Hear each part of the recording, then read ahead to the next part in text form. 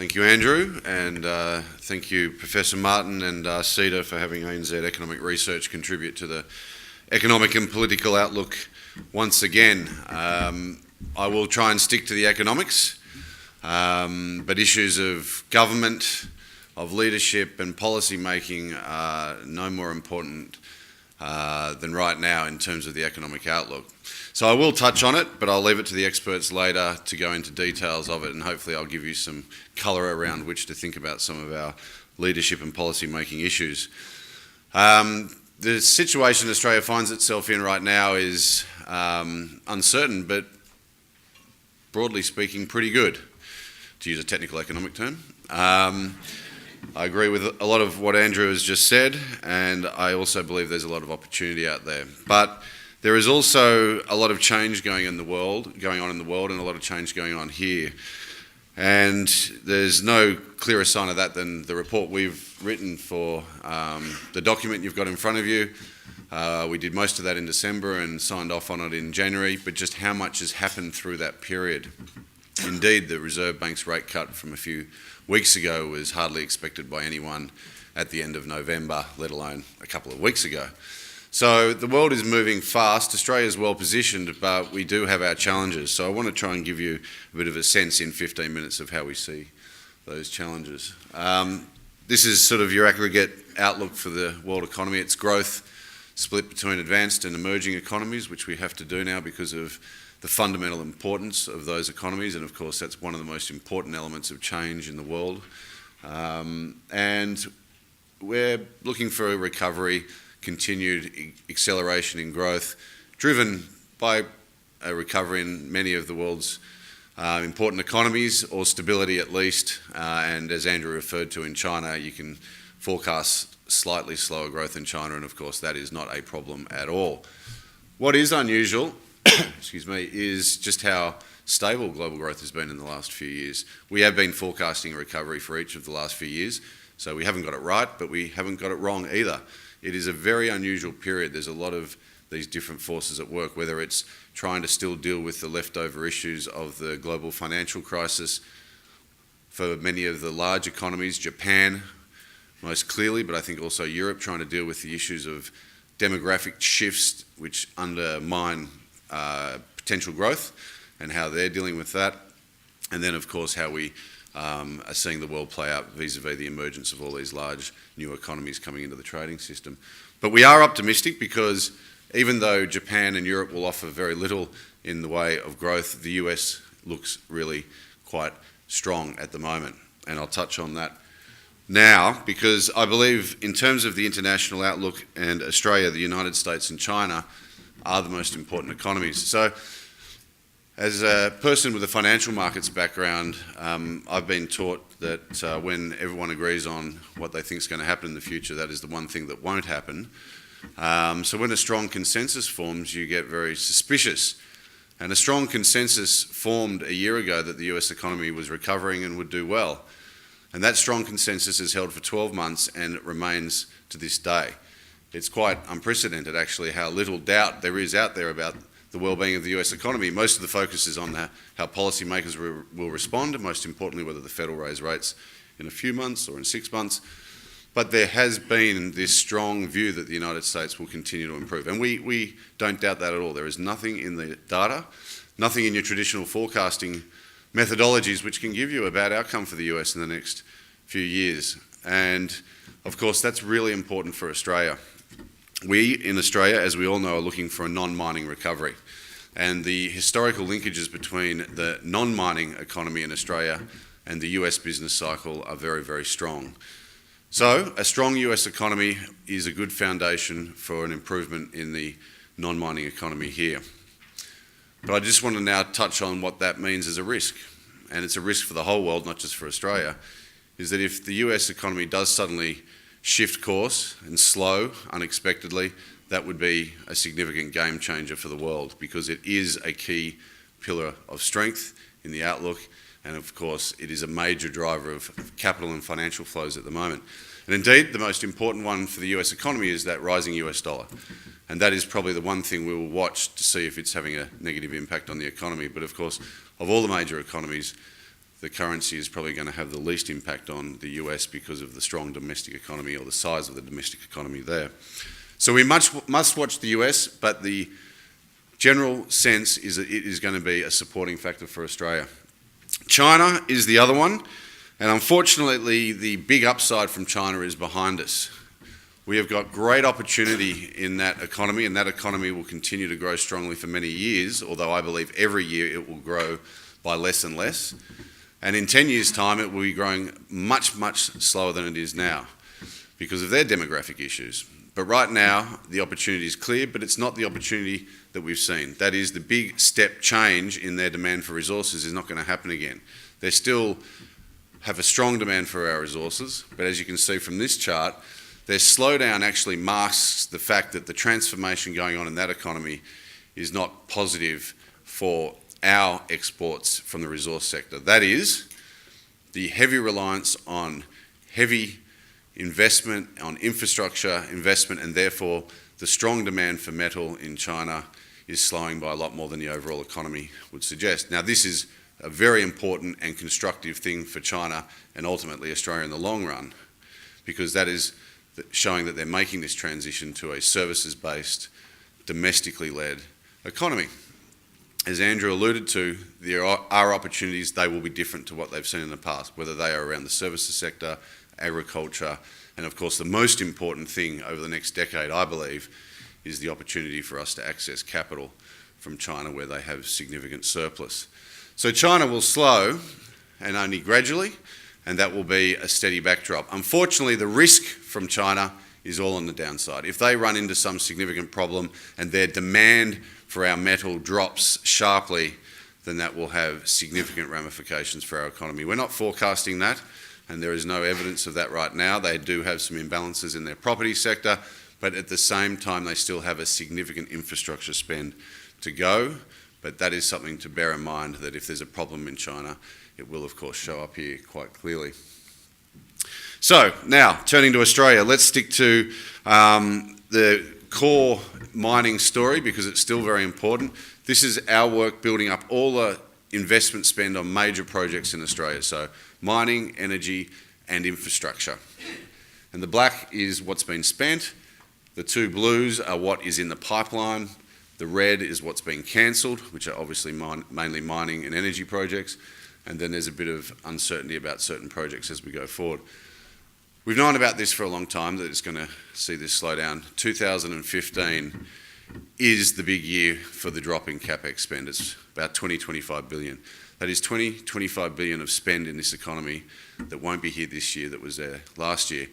Last year, I was not that concerned about that because you could see this non-mining recovery coming through. And I am not overly worried, but of course the economy seems to have got onto a rocky setting in the last few months, and as evidenced by the Reserve Bank's rate cut.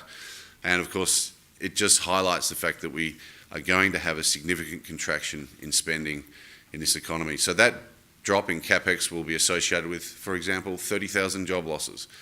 The Gorgon project alone is going to see thousands of jobs lost as the production starts and the investment stops. So this is something to be very clear about. We do have governments that have been committed over the last few years to increase infrastructure spending, and we have painfully gone through and tried to build up all the dollar spend that we can get from state government budgets and various other sources. And an important thing to highlight here is it's going to take a number of years to really pick up. It's picking up, but it isn't really till 17, 18 that you're getting the big spend. But just have a look at that number. That's 12 billion. I'll just flick back. This is 100 to 70 to 60 to 40. It's not going to replace this in any way, shape or form. It's critical that we get this infrastructure going, if for no other reason that infrastructure is important, but it's also important for the growth of the economy and filling the gap. And of course, those numbers have that infrastructure spending in them. So the challenge for Australia is that we do need to find growth elsewhere. But before I get to that, I think it's just worth touching on this historical perspective of our terms of trade. And basically that's a picture of hard commodity prices, the price of metal. And there's been two previous super cycles. and we've now come down a fair way from the peak. We're only forecasting a moderate further decline in commodity prices, but a naive historical view would tell you that we've got a long way to go. Now, we believe at ANZ, and we've been working on this for years, about why we believe there is a multi-decade global infrastructure spend going on, and of course that lays the foundation for the demand for metal. But China seems to be softening a bit earlier than we thought, and the key economies which we're looking to over the long term to pick up the slack, Indonesia and India, aren't ready to really pick that slack up just yet. So we have to watch this closely, and we know this clearly in terms of the way it affects income in the economy, most importantly, the budgets of both state and federal governments and the challenges that creates for our political leadership.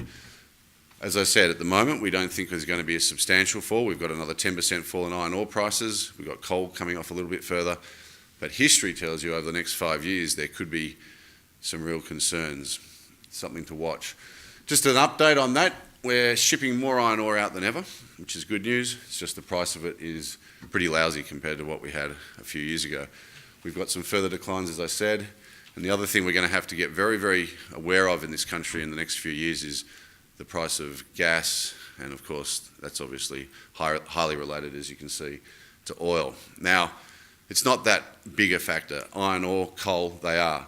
LNG right now is at the margin, but in 5 years' time we will be the biggest exporter of LNG in the world, overtaking Qatar, and we will be an energy economy, and that will matter.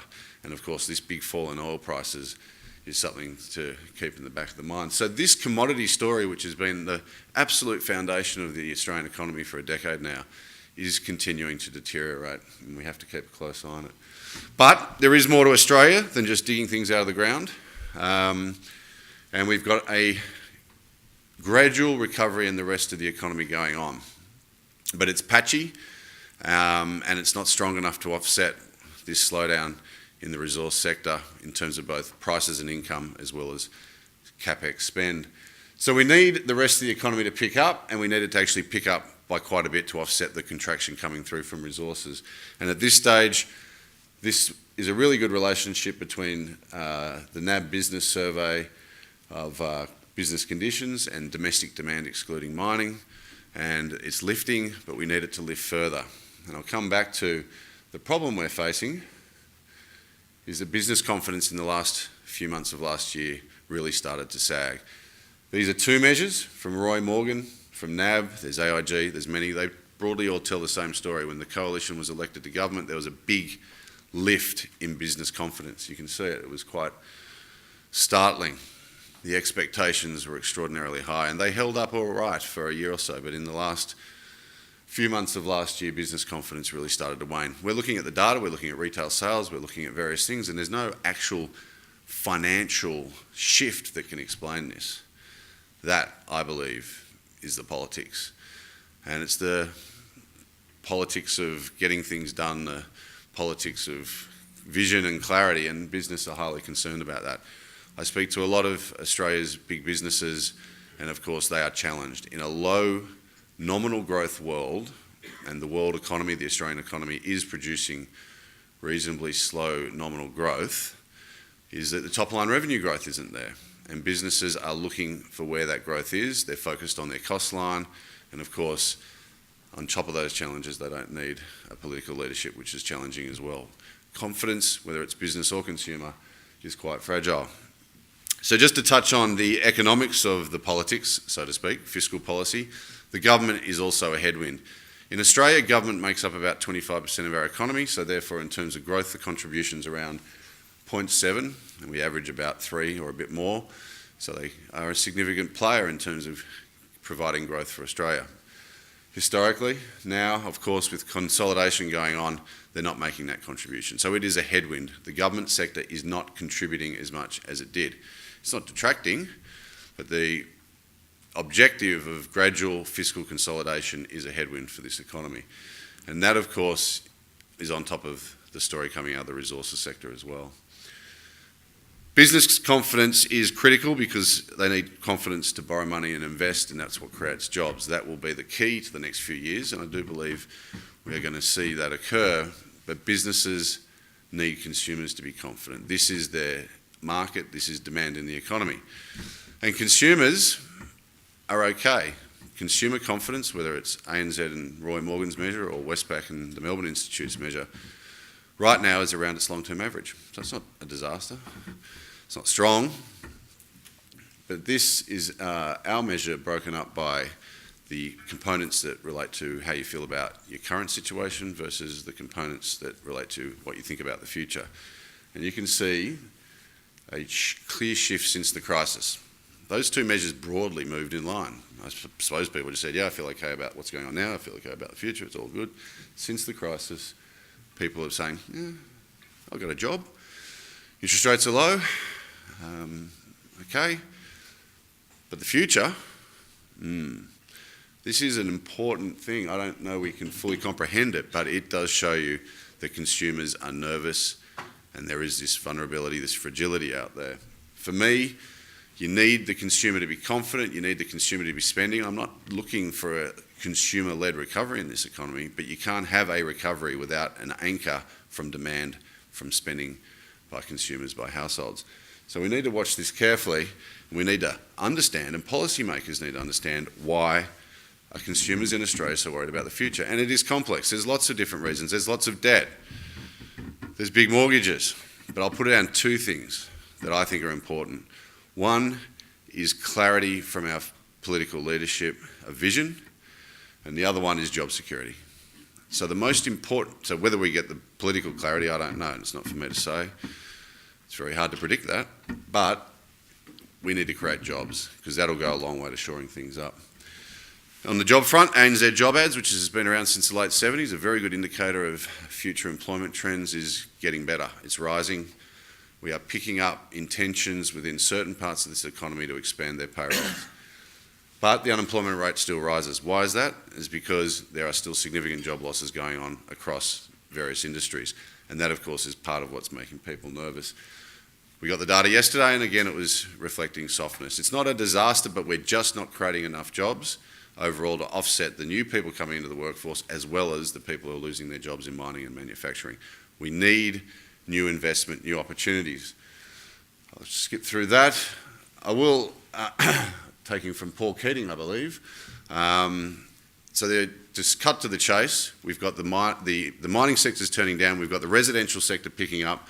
The interest rates are low. They're getting house prices going. We've now got construction going. We've got jobs being created there. The key is to broaden that more widely and to create jobs across the economy. The service sector is the key. It's going on in Sydney. Sydney is strong, as we know. Sydney's doing very well. There's a lot of activity. Outside of Sydney, it's not the case at all. How do we get the conditions that are currently present in Sydney to widen, to broaden through? How do we get the housing markets in Adelaide and Perth and Brisbane to look better? How do we get construction going there? That's the first challenge. But Sydney is critical. This is retail sales, mining versus non-mining states. The strong ones are the non-mining. This is the two-speed economy in reverse. And until we can get the mining states turning around, and there's still a lot of job losses to come in both mining and manufacturing, we need Victoria and New South Wales to be in the game. And you can see here retail trends in Sydney are very highly correlated with house prices. So those rate cuts, people worry about the imbalances and debt and all this sort of stuff. It's a sideshow to the fact that we need to keep this thing rolling on right now. Sydney is the key anchor to activity that's going on in this whole economy. We can't lose that. We've got to keep it going until we get the rest of the economy going. The dollar will work. It takes a long time. Andrew mentioned it. This is a clear evidence in the key services industry and tourism education that spending's increasing.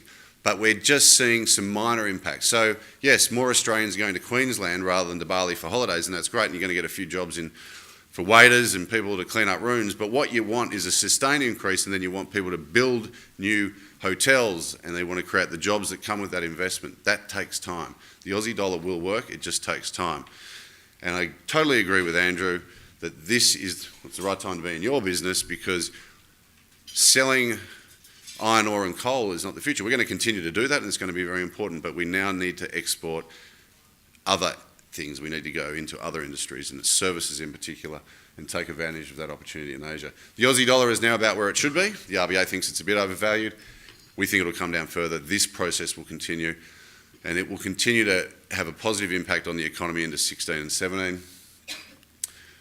And That's it, sorry. I'll leave it there. So just to wrap up, a way to summarise the outlook, I was a glass half full economist last year, just like the Governor and most sort of forecasts. What we've seen in the last 2 months is this year look a lot softer than we thought 6 months ago. But it doesn't change the fact that we're putting in the foundations for recovery in 16 and 17. It just takes time. The key thing for me, though, to get this economy really going is that we need, outside of residential, outside of construction, we need the broader business sector to start investing again. We need banks, we need professional services firms, and we need manufacturers to start expanding and employing people. And that doesn't seem to be happening right now. That's why business confidence is so critical. And to finish off, I'll add, that's going to be the link, I believe, between the politics and the economics for this country in the next 12 months. Thank you very much.